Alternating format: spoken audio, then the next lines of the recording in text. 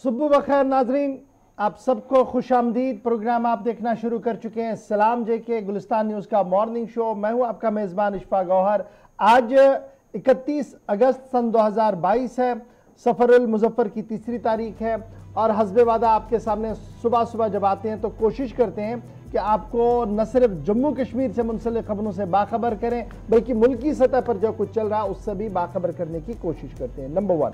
Number 2 कि इस programme में आप और हम गुफ्तगू भी करते हैं जब हम तीसरे पड़ाव पर आते हैं, यानी जब हम तीसरे पड़ाव पर आते हैं डेट मीन्स 9:40-45 का वक्त होता है, तो आखिरी 10 से 12 मिनट का वक्त हमने रखा है जब आप अपनी आवाज़ को हुकूमत तक पहुंचा सकते हैं, वो भी इस प्रोग्राम का हिस्सा है। और तीसरा हिस्सा जो इस प्रोग्राम का है वो है कि घर बैठे तो आप टीवी पर हमारे साथ ज्वाइन कर ही रहे हैं, लेकिन जब आप बाहर जाएंगे, ऑफिस जाएंगे, कॉलेज यूनिवर्सिटी जाएंगे तो आप हमारे साथ राब्ते में कैसे रहेंगे। राब्ता साइट जो हमारी है, फेसबुक की दोनों ऑफिशियल चैनल्स पर लाइव नशरियात पूरे दिन आप देख सकते हैं। ट्विटर, इंस्टाग्राम और कू पर आप हमारे साथ ज्वाइन करेंगे और हमारी ऑफिशियल वेबसाइट www.gulistannews.in पर लॉग इन, शेयर और सब्सक्राइब जरूर कीजिएगा ताकि आप हर पल खबरों से बाखबर भी रहें और आप और हम आपस में मिले रहें, क्योंकि आप इन राब्ता साइटों पर आकर इनबॉक्स में आकर मैसेज बॉक्स में जाकर हमारे को मैसेज कर सकते हैं, अपडेट कर सकते हैं, तहरीर कर सकते हैं, कुछ भी मवाद, कोई भी वीडियो आप हम तक पहुंचा सकते हैं। आपसे वादा कि अगर वो चलाने के लायक हो टीवी पर जरूर जगह मिलेगी और अगर छापने के लायक हो तो हमारी वेबसाइट पर जरूर वो चीजें छप कर आएंगी। बहुत सारे दोस्तों की शिकायतें हैं कि कुछ चीजें हमने भेजी हैं नहीं चल रही हैं। जनाब लगातार जो चीजें आप भेज रहे हैं या तो सोशल मीडिया पर चल रही है या हमारी ऑफिशियल वेबसाइट पर आ रही हैं, आप वहां पर जरूर आया करें, हर दिन देखा करें कि आपने जो अपडेट दिया था क्या वो अपडेट हुआ है नहीं हुआ है। तो उससे क्या होगा, एक तो आपका हमारा राब्ता बराबर रहेगा और आप एक हसास रिपोर्टर के तौर हमारे साथ ज्वाइन करेंगे। फिलहाल बढ़ते हैं प्रोग्राम के आगे और पहले पड़ाव पर, और पहले पड़ाव पर हम आपको बताएंगे कि 31 अगस्त माजी में क्या कुछ हुआ है और माजी को याद दिलाएंगे मेरे साथी आसिफ रशीद दिल्ली स्टूडियो में इस वक्त मौजूद है। खुशामदीद, गुड मॉर्निंग, बहुत बहुत स्वागत, इस्तकबाल है आप सभी का। 10 बजे तक हम और आप साथ साथ रहेंगे। आज भी प्रोग्राम का आगाज करेंगे तय फॉर्मेट के मुताबिक। मुख्तलिफ मौज़ूआत पे जाने से पहले हिस्ट्री ऑफ द डे में खास क्या है ये आपको बताते हैं। इतिहास क्या कुछ कहता है, तारीख क्या कहती है। हिंदुस्तान और आलमी तारीख में कुछ अहम वाक़यात हैं, उन पर नजर दौड़ाते हैं। 1995 में आज ही के दिन अगस्त का आखिरी दिन था जब मशरकी पंजाब यानी भारत के अंदर वज़ीर आला बेअंत सिंह कत्ल कर दिए गए। आज उनकी खिदमात को याद किया जा रहा है। 1995 में उनकी जान ली गई, 31 अगस्त की तारीख थी। 1900 में कोका कोला को पहली दफा बरतानिया में फरोख्त किया गया, यानी इस कंपनी का ऐसा प्रोडक्ट बना जो पहली मरतबा आज से ठीक 122 साल कबल 31 अगस्त को मार्केट में आया। 1978 में आज ही के दिन सल्तनत उस्मानिया के सुल्तान अब्दुल हमीद दोम ने अपने भाई मुहर्रम पंजम का तख्ता उलट दिया और निज़ाम 1978 में संभाल लिया। इसके अलावा 1957 में मलेशिया ने बरतानिया से आज़ादी हासिल की, यानी मलेशिया आज यौम आज़ादी मना रहा है। 31 अगस्त को आज़ाद हुआ बरतानिया से।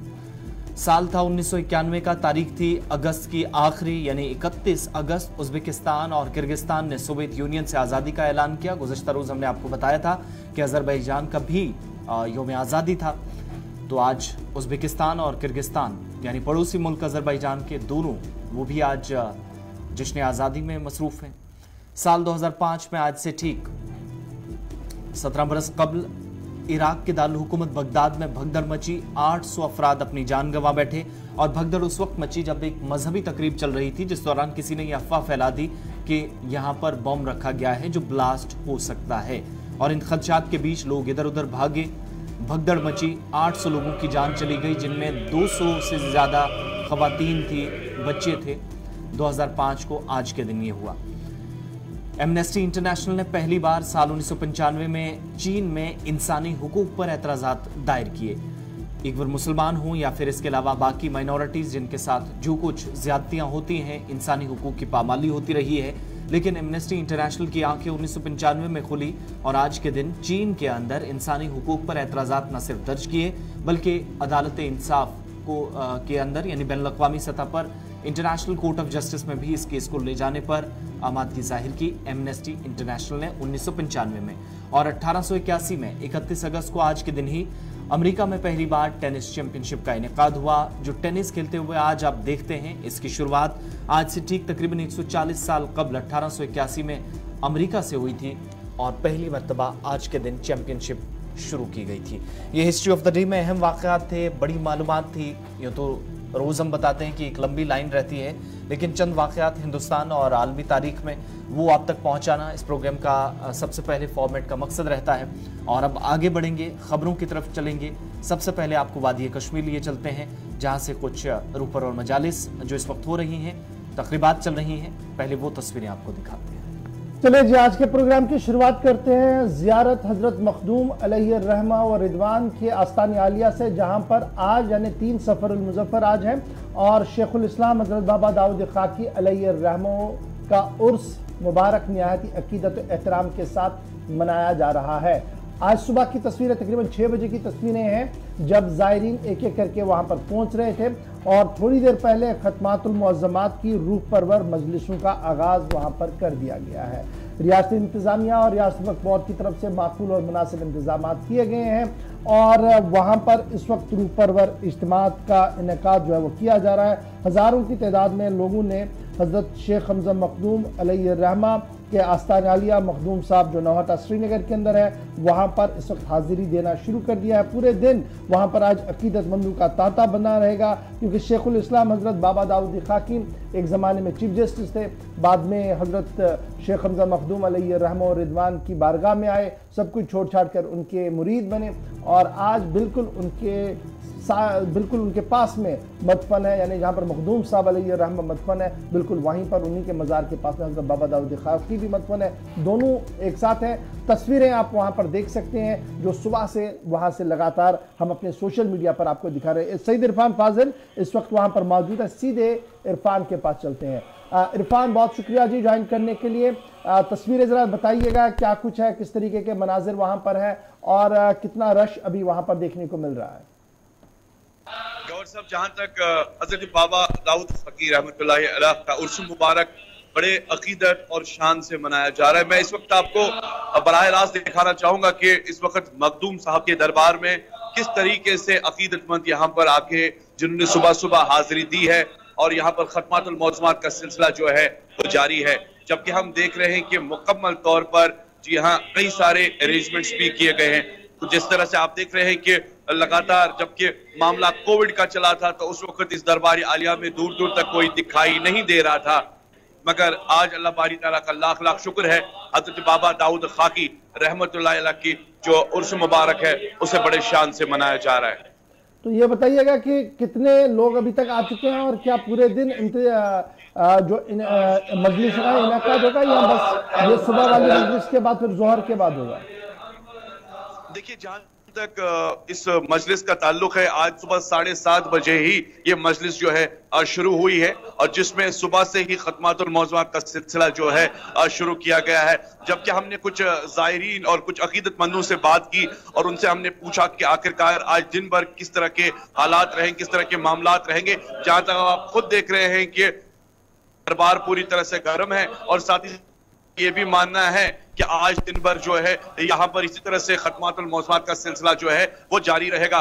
ये हम देख रहे हैं कि दूर दराज इलाकों से लोग यहाँ आ रहे हैं और मखदूम बादशाह के दरबार में हाजिरी दे रहे हैं। मैं आपको बराह रास्त इस वक्त दिखाना चाहूंगा कि एक साइड से अगर देखा जाए जो लास्ट टाइम कोविड के जो मामला चले थे तो उस वक्त काफी ज्यादा लोगों को दिक्कतें आई थी, यहाँ वो नहीं आए थे, मगर ये बराह रास्त तस्वीरें जो इस वक्त आप देख रहे हैं सीधा दरबार आलिया मखदूम पीर बादशाह के दरबार से है, जहां पर इस वक्त खत्मातुल मौज़ूमात का सिलसिला जारी है। गवर साहब, इरफान, कल हमने देखा था कि मुख्तलिफ दरगाहों पर, ज़ियारतगाहों पर वक्फ बोर्ड की तरफ से खुसूसी सफाई मुहिम का भी आगाज किया गया था। तो खुसूसन इस दरबार में कोई खास इंतजाम, चूंकि मुंतजमीन का तो आप जिक्र कर रहे हैं, लेकिन क्या वक्फ बोर्ड का भी कोई रोल आज है तकरीब कराने में?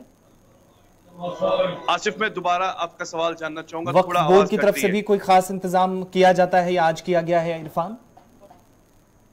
देखिए, जहां तक वक्फ बोर्ड का ताल्लुक है, जिस तरीके से वो ग्राउंड पर आए रोज इनिशिएटिव्स ले रहे हैं, जिस तरीके से वो आए रोज दरबारों पर जाके, आस्थानों पर जाके जायजा ले रहे हैं, खास तौर पर जहां पर साफ सफाई के मामलात हो, तो वो हम भी देख रहे हैं कि यहाँ पर जो है मुकम्मल इंतजामात वगैरह जो है वो भी किए गए हैं, क्योंकि साफ सफाई का खास ख्याल रखा गया है, इलेक्ट्रिसिटी वगैरह है। और इस बीच अगर देखें तो दरबार आलिया में लगातार खत्मातुल मौज़ूमात का सिलसिला जारी है। लोगों के दिलों में यही अकीदा, तस्वीरें दिखाइएगा वहां से।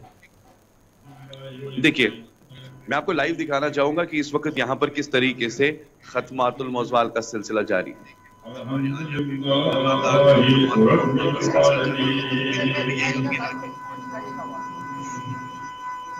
देखिए, मैं आपको लाइव दिखाना चाहूंगा कि इस वक्त यहाँ पर किस तरीके से खत्मातुल मौज़ूआत का सिलसिला जारी है।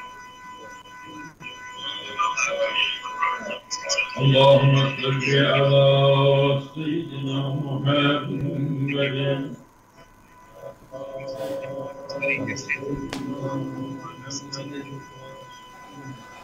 बहुत बहुत शुक्रिया सईद इरफान फाजिल, आप सोशल मीडिया पर लगातार जो अपडेट करते रहिए। बढ़ते हैं जी आगे, जरा एक और खबर की और बात करते हैं। अब जैसे हमने कल अपनी शुरुआत की थी एनसीआरबी की रिपोर्ट से, क्योंकि एनसीआरबी की रिपोर्ट बाबत साल 2021 मंजर आम पर आ गई है, सरकारी रिपोर्ट है। आज उस रिपोर्ट का एक और खाका आपके सामने रखेंगे कि मुल्क के अंदर जो एक्सीडेंट्स हुए हैं उन पर एनसीआरबी का क्या कुछ मानना है। नेशनल क्राइम रिकॉर्ड ब्यूरो ने यह बात सामने रखी है कि टू व्हीलर्स का सबसे ज्यादा, यानी टू व्हीलर्स की वजह से सबसे ज्यादा एक्सीडेंट्स हुए हैं और सबसे ज्यादा जिंदगियां जो जाया हुई है वो टू व्हीलर्स चलाने वाले लोगों की हुई है। या तो रफ्तार पर काबू नहीं या कुछ और मामला उधर रहे हैं।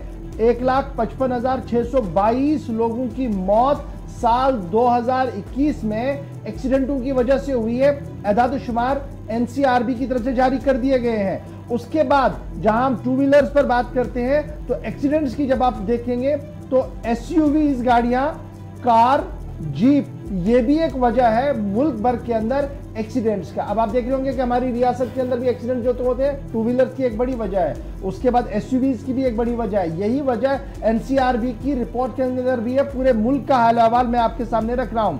और सबसे सरफराज जो रियासतें हैं उनमें तमिलनाडु 8,260 के आसपास डेथ्स हुई हैं, उत्तर प्रदेश 7,000 से ज्यादा डेथ्स हुई हैं। और ये काउंट जब आप देखेंगे तो ये 11.9% आपको तमिलनाडु और 10.3% आपको डेथ काउंट मिलेगा जी टू व्हीलर्स का उत्तर प्रदेश के। यानी दो रियासतें जहां पर टू व्हीलर्स की वजह से सबसे ज्यादा मौतें हुई हैं। और उसके साथ साथ जब आप टू व्हीलर्स के हाल अहवाल देखते हैं तो यह भी माना जा रहा है कि रोड एक्सीडेंट्स में जब हम साल 2021 की बात करते हैं तो तकरीबन ये जो एक एदाद-ओ-शुमार मोहतात एदाद-ओ-शुमार सामने रखे गए हैं और जो रिकॉर्ड किया गया है कि 1,55,622 लोगों की जानें जो हैं वो चली गई हैं जी साल 2021 के दौरान। और जब हम साल 2021 के मजीद इस रिपोर्ट को खंगालते हैं तो अकाउंट जो बाहर आता है, जो हम देख पाते हैं, मैक्सिमम कैजुअल्टियाँ जो हुई हैं रोड एक्सीडेंट्स की वो है तकरीबन 69,240 डेथ्स हैं। ये कंट्रीब्यूट करता है जी 44.5% टोटल रोड एक्सीडेंट डेथ्स का, जो कारों की वजह से 23,000 से ज्यादा 15.1%, ट्रक और लॉरीज की वजह से जो एक्सीडेंट्स होते हैं वो 14,622 डेथ्स हुए हैं, वो 9.4 है। ये क्राइम रिकॉर्ड ब्यूरो का ट्रैक है। उसके साथ साथ एसयूवीज, कार और एक्सीडेंट्स की जब आप बात करते हैं तो यहाँ पर भी एक अच्छी खासी तादाद, चाहे वो मध्य प्रदेश हो, उत्तर प्रदेश हो, तमिलनाडु हो, उत्तराखंड हो, इवन की जम्मू कश्मीर का जिक्र भी इस रिपोर्ट के अंदर है कि जनाब या तो रास्ते खराब है या ओवरलोडिंग हुई है या टू व्हीलर्स पर काबू नहीं है और स्टंट्स की वजह से कई बार जाने गई है। तो साल 2021 के दौरान सिर्फ टू व्हीलर्स की जब आप बात करेंगे तो 1,55,622 लोगों की मौत इस रिपोर्ट के मुताबिक हो चुकी है। चलिए जनाब, अब जरा आते हैं जी जम्मू कश्मीर के। तो थी बात जनाब इस नेशनल क्राइम रिकॉर्ड ब्यूरो की। अब जरा बात करते हैं हदबंदी की। आपको याद होगा कि हदबंदी की रिपोर्ट मुकम्मल हुई है, उसके बाद गैजेट नोटिफिकेशन भी जारी हुआ है, लेकिन मामला साथ साथ सुप्रीम कोर्ट के अंदर है। और सुप्रीम कोर्ट के अंदर कल बरहमी का इजहार किया गया और यह कहा गया कि मरकज के लैतुलैल की वजह से कुछ सवालात उठे हैं। और वो सवाल उठाए हैं कल सुप्रीम कोर्ट ने, क्योंकि सुप्रीम कोर्ट के अंदर कल डिलिमिटेशन यानी हदबंदी का मामला जेर समाअत था और हदबंदी के मामले को जो जेर समाअत था इसमें मरकज की तरफ से एफिडेविट फाइल न करने पर बरहमी का इजहार किया गया है। और ये बेंच जो जस्टिस संजय कुमार कौल साहब, जस्टिस AS ओका साहब, ये कंप्राइज था जी बेंच का। और उन्होंने इस बात पर यह अफसोस का इजहार किया कि मरकज को जो 6 हफ्तों का वक्त दिया गया था कि वो अपना काउंटर एफिडेविट उस पीआईएल के मुकाबले में भरें जो पीआईएल इस अदालत के अंदर आई है, सुप्रीम कोर्ट के अंदर आई है कि हदबंदी का कानून का निफाज जो जम्मू कश्मीर के अंदर किया गया वो असल रूह की खिलाफ वर्जी है, यानी जो हदबंदी कमीशन की रूह है और पीपल्स रिप्रेजेंटेशन एक्ट है उसकी खिलाफ वर्जी है। और उसको लेकर जब ये पील एक्सेप्ट की गई थी, जब ये पीआईएल एक्सेप्ट हुई थी, तो उसके बाद सेंट्रल गवर्नमेंट को एक नोटिस चला गया था कि आप 6 हफ्तों के अंदर अंदर जी अपनी तमाम तर काउंटर एफिडेविट जो होंगे वो फाइल कीजिए। क्योंकि मरकज की तरफ से कोई भी काउंटर एफिडेविट नहीं दिया गया और कोई भी वजाहत नहीं रखी गई, जिसके बाद कल सुप्रीम कोर्ट ने मरकज के इस लैतुलैल वाले मामले पर बरहमी का इजहार किया और साफ कर दिया कि आगे जो निशस्त होने जा रही है सितंबर 29 तारीख को मजीद हियरिंग इस पूरे मामले की होगी, तब तक मरकजी हुकूमत अपना एफिडेविट फाइल करे। 29 तारीख को दोबारा इसमें हियरिंग होनी है हदबंदी की, और वहां पर जस्टिस कोल साहब, जस्टिस ओका साहब ने यह कहा कि जनाब मरकजी हुकूमत जो हमारे सामने दरख्वास्त आई है कि जनाब ये violation of gross rules and regulations of the delimitation act है, और फिर ये भी कहा गया कि जो पील जो जिस तरीके से सीटें इंक्रीज की गई हैं उस पर भी सवाल है, और जिस तरीके से बाउंड्रियां तब्दील की गई, चाहे वो पार्लियामेंट्री कॉन्स्टिट्यूंसीज की गई, असेंबली कॉन्स्टिट्यूंसी, वो जी ग्राउंड रियलिटी पर कहीं एग्जिस्ट ही नहीं करेंगी। तो ये सारी चीजें जो है इसका जवाब मरकज दे, और अगली तारीख जो है वो 29 सितंबर मुकर्रर कर दी गई है। चलिए, अदालत उज़्मा की बात हो रही है तो आगे बढ़ते हैं। बात अब जरा अदालत के एक और मामले की भी करते हैं, क्योंकि जम्मू कश्मीर का मामला था और जम्मू कश्मीर से इसका बराह रास्त लेना देना था। एक और जो मफाद आमा की अर्जी है वो अदालत में पहुंची थी, इसमें एक वकील भी थे और कुछ और लोगों की तरफ से कुछ समाजी कारकुनान भी पहले आए थे, जो जम्मू कश्मीर के अंदर जो हिंदू हैं उनके लिए माइनॉरिटीज का दर्जा सिर्फ जम्मू कश्मीर ही नहीं, मुल्क की तकरीबन 10 रियासतें और मरकज के ज़ेर-ए-निज़ाम इलाके, कुल मिलाकर 10 स्टेट्स जिनमें जम्मू कश्मीर भी था। और इसमें पिछली बार जब अदालत के अंदर ये केस पहुंचा था तो खुसूसी बेंच की तरफ से इस मामले पर हुकूमत से जवाब तलब किया गया था कि वो भी इस पर वजाहत करे कि उसका मौकिफ क्या है कि हिंदुओं को 10 रियासतों बशमूल जम्मू कश्मीर में अक़लियतों का दर्जा दिया जाना चाहिए या नहीं। इस पर हुकूमत का मौकिफ जानने की कोशिश की, लेकिन जम्मू कश्मीर की तरफ से भी और मरकजी सरकार की तरफ से भी कोई जवाब अभी तक इस मामले पर नहीं आया है। और बेंच की तरफ से अगली तारीख 19 अक्टूबर की तय कर दी गई है, यानी दोबारा इस मामले पर अक्टूबर में समाअत होगी। एक रिपोर्ट है एपेक्स कोर्ट में, जहां पर स्टेटस रिपोर्ट है जो मिनिस्ट्री ऑफ माइनॉरिटी अफेयर से मांगी गई थी, और मीटिंग में उस वक्त कहा गया था कि इन सारी स्टेट्स का मामला जो है ये अदालत तक भी अगर पहुंचता है तो ये मामला बढ़ चढ़ कर रखे जाएंगे। लेकिन अब जाकर चूंकि 6 हफ्तों का वक्त मजीद दिया गया है, इसमें मरकज को भी और जम्मू कश्मीर इंतजामिया को बिलखुसूस उसने जवाब इस पर देना है। और बड़ी बात यह है कि इनमें अश्वनी उपाध्याय जो कि सीनियर वकील हैं, उनकी तरफ से भी अदालत में सबसे पहले दरख्वास्त दायर की गई थी, इनके साथ कुछ और लोग भी थे। और इस मामले पर जब कल अदालत में बात पहुंची तो जस्टिस एस.के. कौल और ए.एस. ओका की तरफ से बेंच इनकी निगरानी में इस पर समाअत हुई है। एक तो ये कि तमाम जो स्टेट गवर्नमेंट्स हैं या स्टेक होल्डर्स हैं उनके साथ मीटिंग के बाद, मुशावरत के बाद, हतमी फैसला करने के बाद अपनी राय जो है वो अदालत के सामने रखे और स्टेटस रिपोर्ट पर जरूर अपनी बात रखे, क्योंकि हुकूमत की तरफ से अभी तक इस पर कोई जवाब नहीं दिया गया। यानी क्या इन 10 रियासतों को उस दर्जे में लाया जाएगा जहां पर हिंदू की पॉपुलेशन कम है एज कंपेयर टू बाकी जो पॉपुलेशंस हैं, तो वहां पर माइनॉरिटी का दर्जा देने की जो एक वकील की तरफ से बात कही गई थी अदालत से कि वो हुकूमत को बताए कि वो कंसर्न मिनिस्ट्री जो है वो इस पर फिर रिपोर्ट तैयार करेगी। लेकिन ताहाल जो आज की समाअत हुई है अभी तक कोई जवाब अदालत में नहीं पहुंचा है। मुल्क के अंदर जो माइनॉरिटीज़ हैं जी वो मुस्लिम्स हैं, क्रिश्चियंस हैं और इस तरीके की वो माइक्रो माइनॉरिटीज़ को रखा गया। हिंदूज अभी तक नहीं थे, लेकिन ये अश्विनी उपाध्याय सब कोर्ट से लेकर उन्होंने कहा कि ना बड़ी रियासतें ऐसी जी जहाँ पर माइनॉरिटीज़ हिंदू की हैं लेकिन उन्हें वो स्टेटस नहीं दिया जा रहा है, और फिर जाके नोटिस जो है वो जारी कर दिया गया। और अब जो खबर सामने आ रही है, अभी जो स्टेटस रिपोर्ट कोर्ट के सामने आया उसके मुताबिक मरकजी वज़ारत दाखिला ने इस बात किया खुलासा पेश किया है कि नागालैंड, अरुणाचल प्रदेश, यूनियन टेरिटरी जम्मू कश्मीर ने अभी तक भी डाटा जो है वो प्रोवाइड नहीं किया है। इसलिए से जनाब हम कोई भी वाज़ेह बात जो है सामने नहीं रखेंगे। फिलहाल इस केस की समाअत, अगली समाअत जो होगी वो 19 अक्टूबर को होगी माइनॉरिटीज़ के मामले को लेकर। और ये वही बेंच है जिसने पहले डिलिमिटेशन का केस सुना, उसके बाद माइनॉरिटी का केस भी इसी बेंच के सामने था जहां पर ये बात सुनी गई है। बढ़ते हैं जी आगे, जल्दी से आपको एक और बड़ी खबर से भी बाखबर करते हैं। जब बात सियासत की चल रही है तो आपको बताते हैं बीजेपी का कोर कमेटी का अहम तरीन इजलास आज जम्मू के अंदर मुनक्किद होने जा रहा है। कल जिला कोर कमेटियों का इजलास बुलाया गया था और आज मरकजी कोर कमेटी का इजलास जम्मू के अंदर बुलाया जा रहा है। और उसके साथ साथ कल ही बीजेपी ने जहां वजीर-ए-आज़म के मंसूबों की तायीद करते हुए कहा कि वजीर-ए-आज़म के प्रोग्राम और पॉलिसियों की वजह से आज मुल्क के अंदर सियासी इस्तेहकाम भी है और इत्मीनान और करार भी है, वहीं पर कांग्रेस के लिए आने वाले दिनों में मजीद मुश्किलें बढ़ेंगी, क्योंकि जिस तरीके की कांग्रेस लड़ाई लड़ना चाहती थी, दरअसल घर के फसाद ने कांग्रेस को इस वक्त इस हाशिए पर खड़ा कर दिया है। कांग्रेस कमेटी का बीजेपी कोर कमेटी का एक अहम इजलास आज जहां जम्मू के अंदर होगा, उससे पहले कल दो लीडरों के दो बड़े बयान आए हैं। वज़ीर-ए-आज़म की पॉलिसियां जम्मू कश्मीर के समेत मुल्क भर के अंदर बीजेपी की मकबूलियत की एक बड़ी बाइस बनी है। तरुण चुग का बयान आया है और कांग्रेस बुरी तरह से फेल हुई है किसी भी चीज को मैनेज करने में।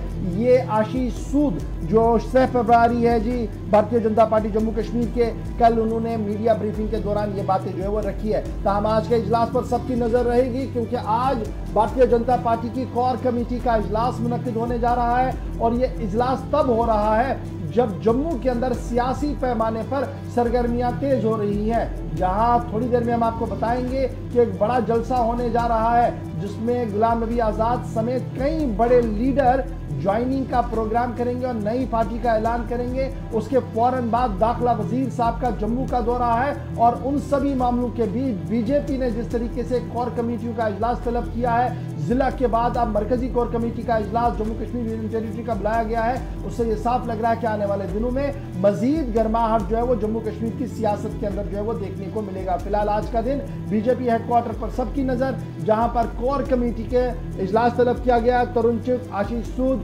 समेत पार्टी के दीगर लीडर, कोर कमेटी के जो लीडर्स हैं वो इस वक्त जम्मू के अंदर मौजूद है और 11 बजे के आसपास इस इजलास के शुरू होने की उम्मीद लगाई जा रही है। छोटा सा ब्रेक होगा जी, यहाँ पर ब्रेक के उस पार आएंगे तो आपको बताएंगे कि जनाब माइशत हमारी किस तरीके से फिर से डगमगाना शुरू हो गई है। जब मैं माइशत की बात करता हूं तो सिर्फ जम्मू कश्मीर के हवाले से गुफ्तगू करूंगा। उसके बाद आपको बताएंगे कि किस तरीके से एक एमओयू साइन हुआ है, उस एमओयू का फायदा जम्मू कश्मीर और सूबा जम्मू के लिए क्या फायदेमंद होगा और जो जम्मू आएंगे लोग उन्हें किस तरीके से फायदा होगा, बताएंगे डिटेल में। एक और बड़ी खबर भी, लेकिन छोटा सा ब्रेक। उम्मीद है कि ब्रेक के बाद भी आप हमारे साथ ज्वाइन करेंगे।